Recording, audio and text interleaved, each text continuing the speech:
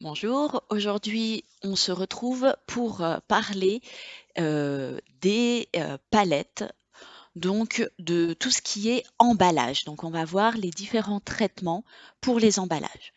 Donc on revoit le contexte, nous sommes embauchés pour tenir la comptabilité de l'entreprise On va réussir qui a de nombreuses activités. Elle achète et revend des livres de comptabilité pour tous les niveaux. Le 15 mars 2022, nous achetons 1500 livres pour 15 000 € hors taxe à un fournisseur français. Ceux-ci sont envoyés sur 3 palettes consignés 40 € l'unité. Le paiement aura lieu le 10 avril 2022. Donc déjà, pour commencer, on va comptabiliser cette opération. Donc, on est dans une entreprise qui fait de l'achat-revente de livres. Donc, qui dit achat-revente de livres dit que ces livres, on va les considérer comme de la marchandise. Donc, ça va être un 607. Donc, un compte de charge, ça augmente au débit et ça diminue au crédit. Donc là, on achète. Donc, on va chercher à créer une charge, donc à augmenter nos charges. Donc, on va débiter pour le montant hors taxe. Derrière un compte de charge, quand on a l'information hors taxe, on sait qu'il y a de la TVA. Et sur un achat, on a de la TVA déductible, donc 44 566. Compte de TVA déductible, compte d'actifs qui augmente au débit, diminue au crédit. Donc là, on va débiter le compte pour 20% de 15 000, soit 3 000. Petite spécificité avant d'utiliser le compte 401 parce qu'on est sur un achat. On peut tout de suite noter le 401 si on veut.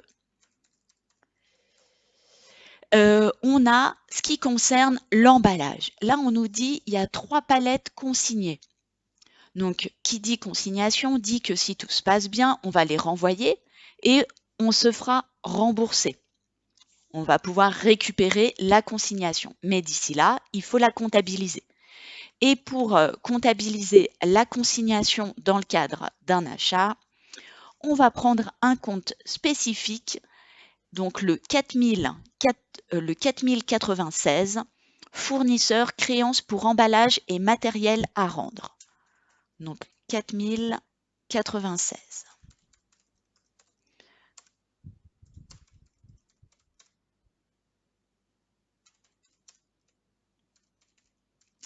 Et ce compte-là, bien que son nom ce soit fournisseur, c'est un compte qu'on va débiter parce qu'on voit qu'il y a le terme créance, donc ça va être un compte d'actifs qui va augmenter au débit et on va le débiter pour 3 fois 40. On est d'accord qu'il n'y a pas de TVA. On n'a pas de TVA sur les palettes consignées tant qu'on n'arrive pas dans les écritures suivantes où on a l'information de si la palette on l'a conservée ou si la palette on l'a abîmée. On verra dans les écritures suivantes quel est le traitement au niveau de la TVA. Mais là, les palettes au niveau de l'écriture principale sont sans TVA. Parce que tant qu'il n'y a pas de transaction définitive, il n'y a pas de TVA. Là, c'est juste de la consignation et on a comme projet normalement de les rendre. Le 401 compte de passif qui augmente au crédit, donc ça va être pour la somme des 3. Donc ça, c'était la première écriture. Ensuite, on a des hypothèses.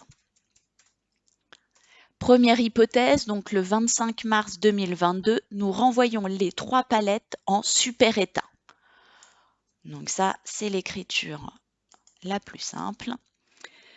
Première chose, premier réflexe à avoir, au moins ça évite toute erreur, c'est de reprendre le compte 4096. Donc on le reprend. Ce compte-là, on a comme rôle, comme objectif, de le solder. C'est un compte qui est provisoire. Donc, on sait d'office qu'on va mettre les 120 au crédit pour avoir un solde à 0. Et la bonne nouvelle, on renvoie les 3 palettes en super état. Donc, le fournisseur, c'est une somme qu'on lui devra en moins, compte de fournisseur, qui diminue au débit. Donc, on va débiter le compte fournisseur pour la totalité des 3 palettes. Donc ça, c'est la première écriture. Deuxième hypothèse.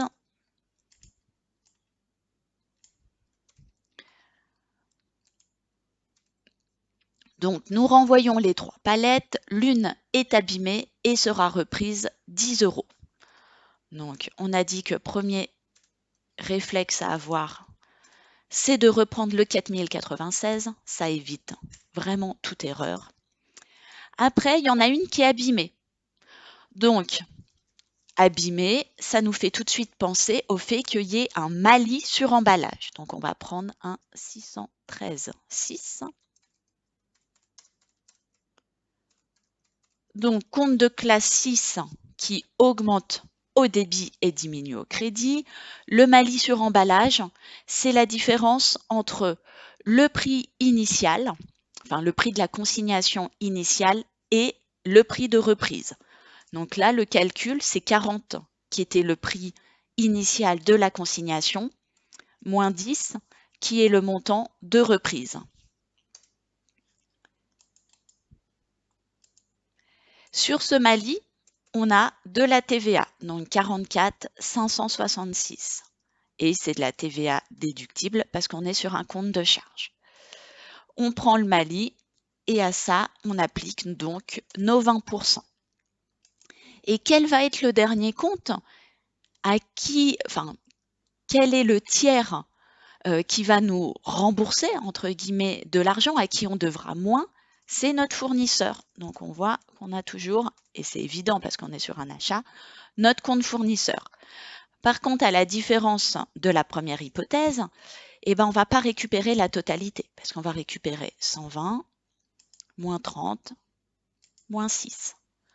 Donc, sur ces 3 palettes qu'on renvoie en totalité, mais du fait qu'il y en ait une qui est abîmée, on va récupérer de notre fournisseur 84 €. Troisième hypothèse. Donc, troisième hypothèse, le 25 mars 2022, nous décidons de garder 2 palettes et la dernière est rendue en super état.